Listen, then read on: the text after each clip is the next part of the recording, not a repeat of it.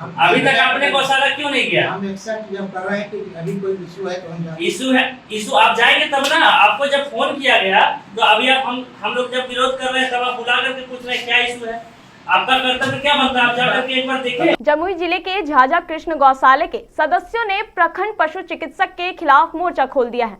कार्य में अनियमितता को लेकर स्थानीय लोगों और गौशाला समिति ने जमकर विरोध प्रदर्शन किया। नमस्कार, आप देख रहे हैं मिरर मीडिया, मैं हूं अंजलि। झाझा कृष्ण गौशाला के उपाध्यक्ष सूरज वर्णवाल के नेतृत्व में लोगों ने पशु चिकित्सालय के सामने पुतला दहन कर जमकर नारेबाजी की। उपाध्यक्ष सूरज वर्णवाल ने कहा कि पशु चिकित्सक समय पर इलाज के लिए नहीं पहुंचते, फोन कॉल का जवाब नहीं देते और पशुओं के इलाज में लापरवाही बरतते हैं। वहीं गौशाला समिति के सदस्य प्रशांत कुमार सुल्तानिया ने भी पशु चिकित्सक पर गंभीर आरोप लगाए।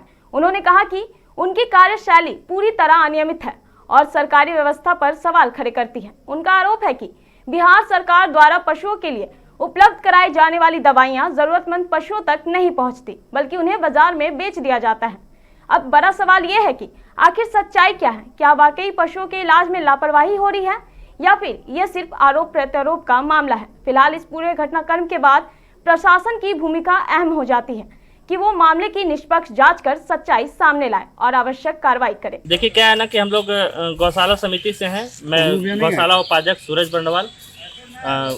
गौशाला के निमित्त जब प्रखंड पशुपालन पदाधिकारी नरेंद्र सिंह को फ़ोन किया जाता है तो वो सबसे पहले तो फ़ोन रिसीव नहीं करते हैं, और दूसरी बात जब फ़ोन 10 बार फ़ोन करने के बाद जब फ़ोन रिसीव करते हैं तो उनका बड़बोलापन दिखता है।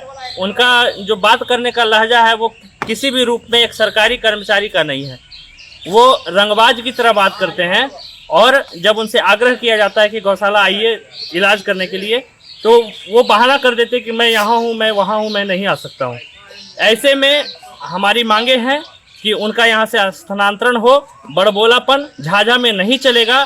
अगर कोई पदाधिकारी बड़बोलापन दिखाते हैं तो उनके खिलाफ झाझा के लोग एकजुट होकर के उनके विरुद्ध आंदोलन करने को तैयार है। ऐसा कुछ नहीं है, जबकि हम समय समय पर विजिट करते हैं गौशाला में। बहुत सारा जब कभी वैक्सीनेशन कार्य होता है मैं वहाँ से शुरू करता हूँ, उसको प्रायोरिटी के तहत देखता हूँ।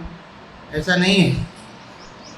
और जहाँ तक दवा की बात है, दवा तो हमारी यहाँ जो सीमित दवा है उसको हम बीच बीच में अपने स्तर से भी मांगा गया है, जब दिए हैं। हाल फिलहाल में भी जो है क्रीम की दवा की डिमांड किया गया मलहम के लिए, उसको भिजवाए हैं। उसके साथ कुछ